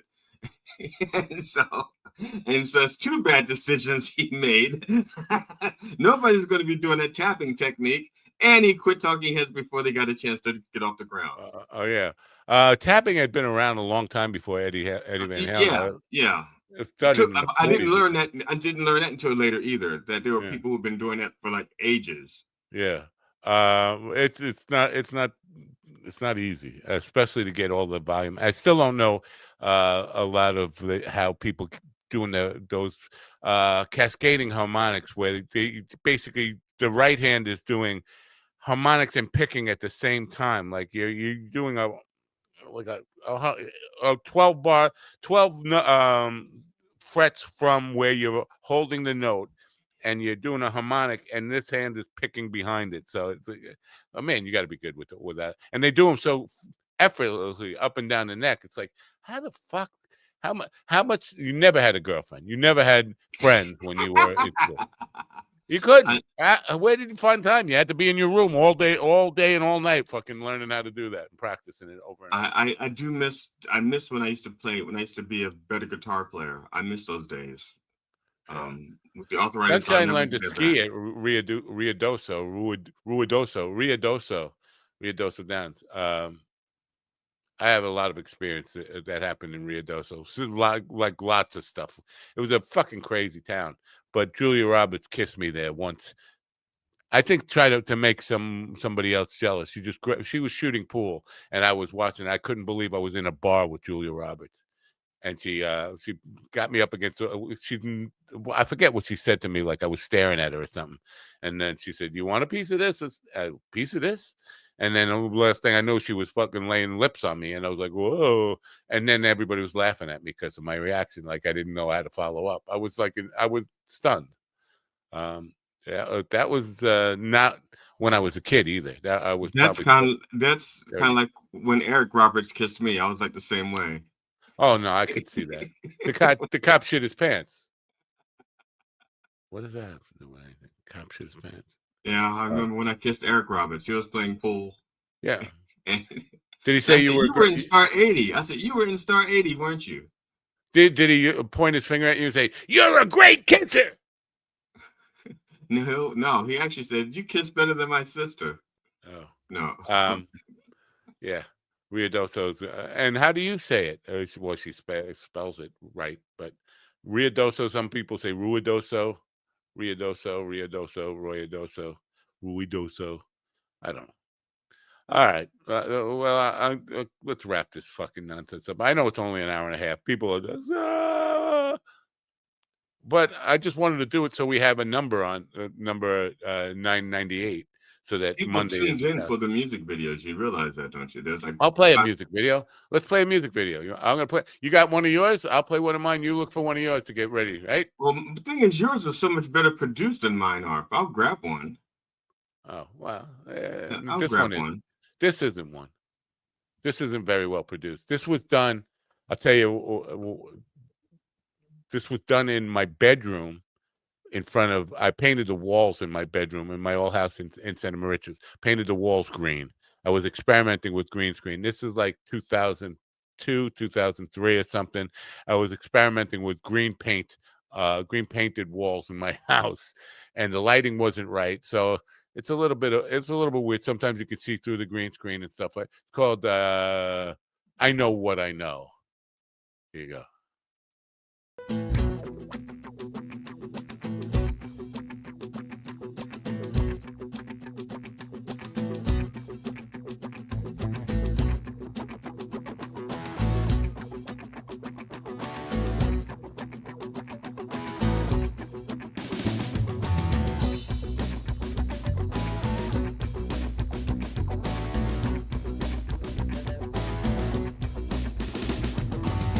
I don't know about advanced mathematics. Quantum physics only hurts my brain. I don't know about the hole in the ozone. I don't know about acid rain. I'm confounded by the mysteries of living. There's a lot that I can figure out. I don't know about the ways of religion. Took my faith and turned it into doubt. But I know I love you. I got a heart that tells me so. Yes, I do. Well, I don't know much. I know what I know. I don't know about higher education. Kinda wish I would've stayed in school. Can't stay focused and I lose my concentration. Never learned about the golden rule. Sheer confusion is my logical conclusion.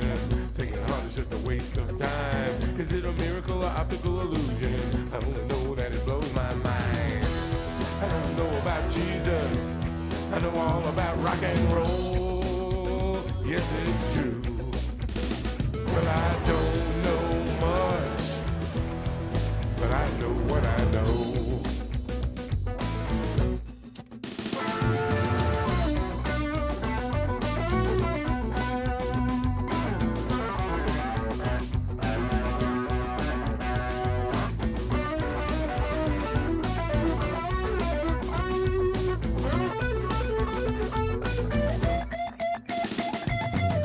I don't know about your crazy superstitions. I don't know about UFOs.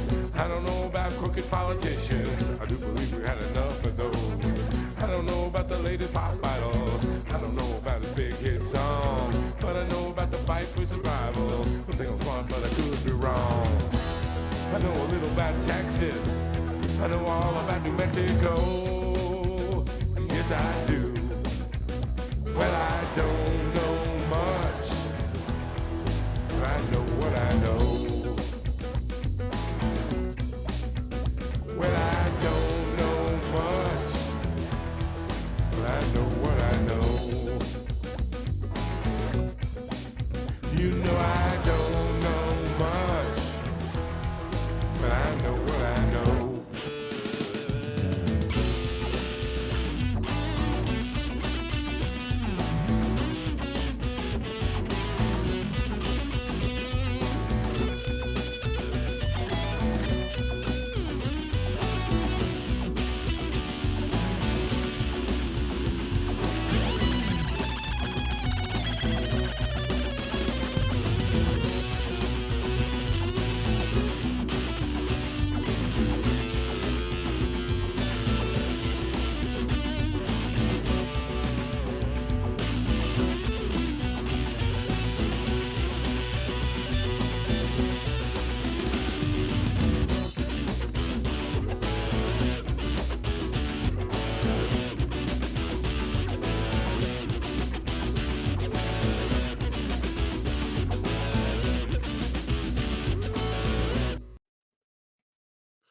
I know what I know. Now, Ian, I just want to say I drank plenty of sour mash in my day. It didn't put any hair on my chest ever. Sorry to say I'm a twink in that regards. No hair on my chest. What is this? Our gang a study? Is that what I'm Yeah, saying? I was reading something Ann wrote here. It goes, Matt, wahoo, that's you. Ooh yeah. Please don't ruin this for me and tell me it's AI. LOL. Oh no, that's way before AI existed. That's actual reality. That's reality stupidity is what that is. Not artificial intelligence. It's real stupidity. Well, thank you for the compliment. Yeah, no, the AI was not even an imaginary thing at that point. Nobody even thought that might happen someday. Whatever. Is this a song we're gonna our gang? Yeah, it's a song, but it's. I'm calling it a video because there's pictures, but there's no moving pictures because there are That's no. fine. Yeah. That's Okay. fine. As long as we got the music, that's all that Oh matters. yeah. All right, let's play it. And it's an instrumental.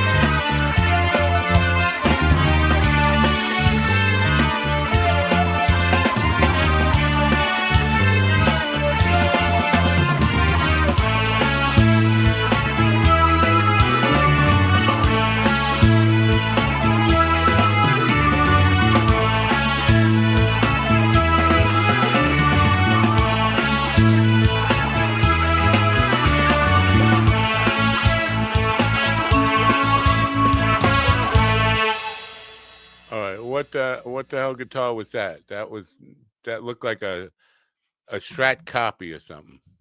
It's an Epiphone, and it's somewhere around here. I think it's. Or did I put it away? It sounded a little bit like Crack the Sky. It did. I mean, it had a Crack this. It wasn't like a lot of odd time signatures and stuff, but it had that kind of tone to it, like a Crack the Sky. It's Crack the Sky song. That song. Most of it I wrote without playing it. You know what I'm saying? It's like I had the chords and bass, but the rest of it I was going like in my head. I was just writing it out on paper without playing it. I was like, this is what I think I want this to sound like, and then, yeah. All right, I could play another song here. Go ahead. I have lots of shit with my really shitty vocals on it that I'm not necessarily sure I want to play any of those on it. But good songs, but I think I'm not happy with the vocal performances on a lot of them. I'm just looking for one. Here's a live thing, a live acoustic thing. I'm not sure. I haven't listened to this since we did it, since it was recorded. It wasn't that long ago, probably maybe 7 or 8 years ago. But it's from the Garden Grill. It was a reunion with our friend Bill, and he wanted to play one of my songs. So it's called "Summertime and Saturday Night." We'll see how this goes here. And I really love these songs.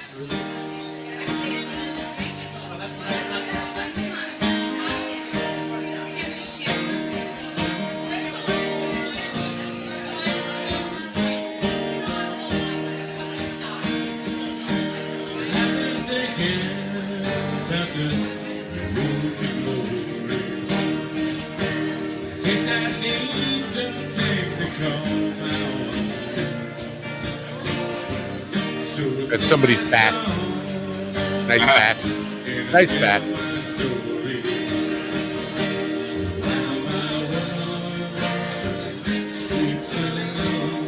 Nice back.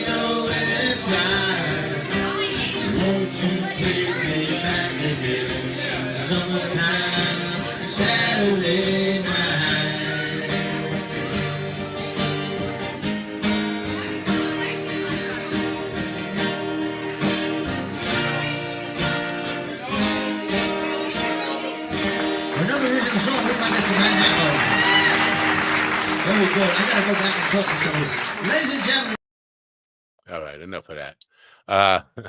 Yeah, a little bit low on the mix there, but a lot of back in front of the camera. That's one of the things where it was recorded on a iPad sitting on a windowsill next to the stage. Or state of the art. Yeah. What do we got? Another one. These are the days. Yeah, this one. Is that a Van Morrison? No, this is mine. I'm trying to think. I wrote this one after the rest of the band had left the studio. I thought you said left me. They left me. Like no, we were done. We were done recording the CD. We were just waiting we're actually waiting for prices to level out. We're waiting to see if it's going to be a CD or a vinyl album. We're waiting for the prices, and I was getting bored waiting, and so I was getting impatient. And the engineer said, "Well, why don't you just write another song?" I said, "Okay." So I did. I wrote this one. But because everybody was gone, I played all the instruments except for the drums. And the only reason why I didn't play the drums was because of money. The drummer, you understand what I'm saying? It would probably take me like 4 or 5 takes to get it right. And it was like an hour. It was like $150 an hour. So I probably would have spent that just on the drums. So I taught the drummer the drum part, but he didn't do it the way I wanted it exactly. And so to this day, I'm bothered by some of the syncopation. I'm like, that's not what I told him to do. But what can I say? Let's hear it. It's called "These Are the Days." These are the days.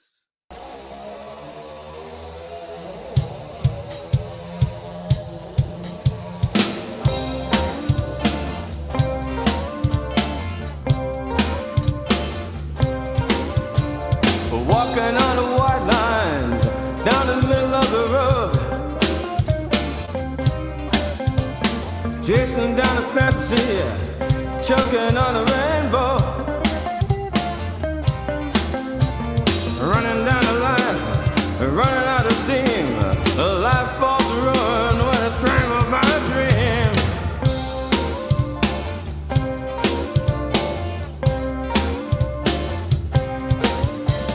Dreams in a pillbox and motives in a pipe. Wow, you played it upright. On the mirror and cut a slice of life. Burnt abandoned bridges, burning candles inside out. Burnt offerings of sacrifice, shooting up and burning out. These are the days of discontent.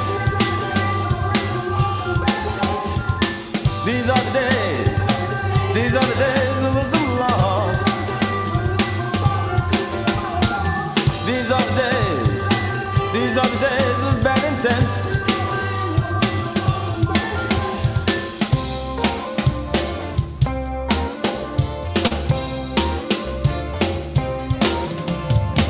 Mindless video images glamorize, proselytize a desolate way of life. Dead end pushes, they terrorize us. In fact, they're killing us in broad daylight.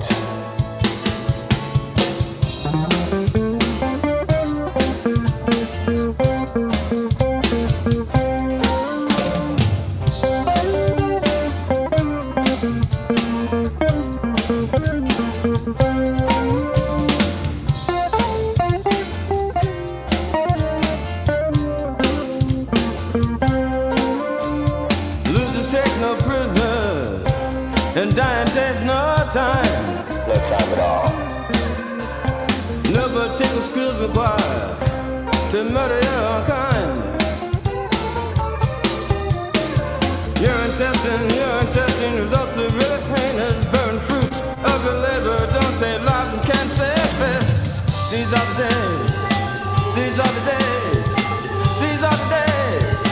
These are the days. These are the days. These are the days. These are the days. These are the days. These are the days of discontent. These are the days of wisdom lost. These are the days of bad intent. These are the days of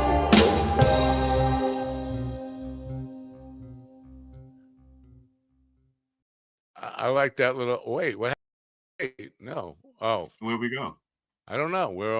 We changed this layout here. Wait, this layout. Jesus. All right, I gave Carl something to make fun of. Carl Hamburger with the moving around there of the Brady Bunch. I'll do one more here. What am I going to do? Finished.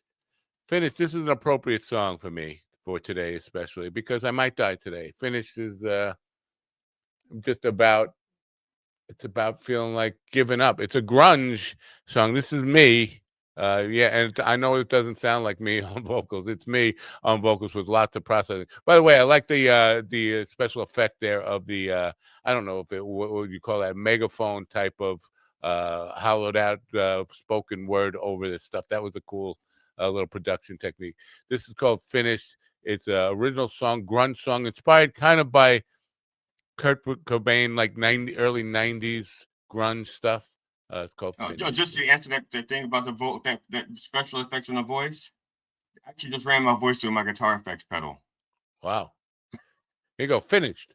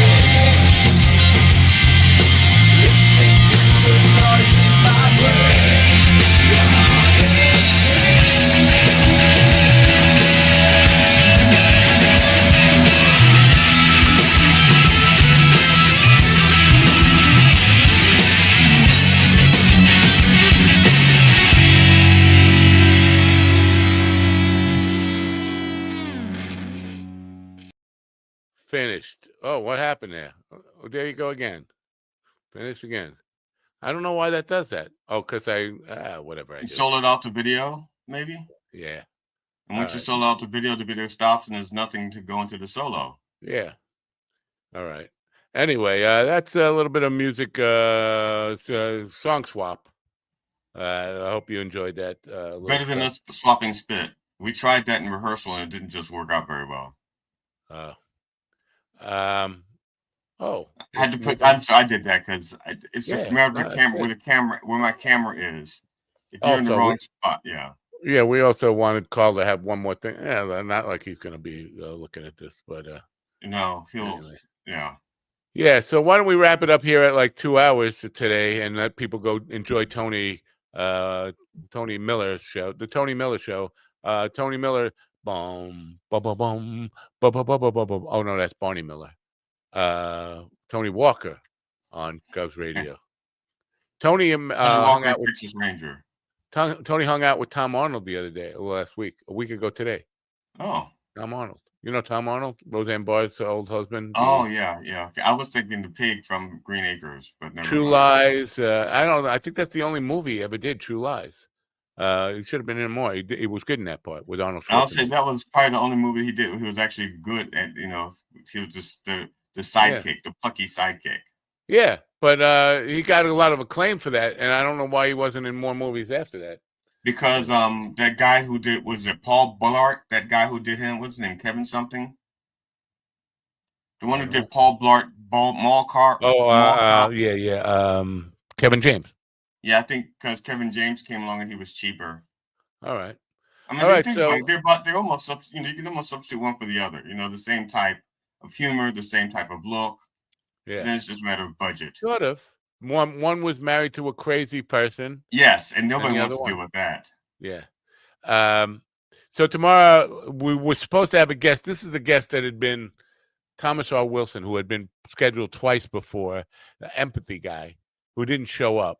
And then he rescheduled for yesterday. But when I yelled at him for constantly rescheduling on the last minute, he got angry at me. Like, well, how dare you? How am I going to be part of your show then? If I can't just book it for every Friday and then Thursday night cancel, well, the hell with you. And I'm like, okay. So show number 999, number 9 and 9 and another 9, number 9 and a 9 and a number 9. We'll have no guests. So maybe we'll do some more of this. I don't know. I don't know what we'll do tomorrow. But one thing I know we won't do is we won't turn on your radio. You'll have to do that for yourself. So you have a great day and bye for now.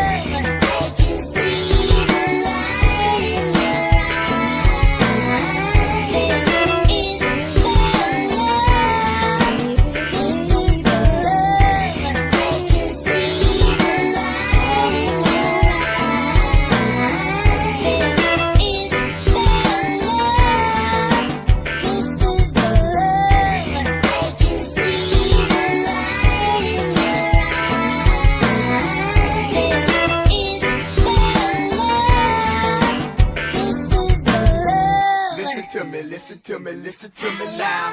Listen to me, listen to me, listen to me now. Listen to me, listen to me, listen to me now. Listen to me, listen to me, listen to me now.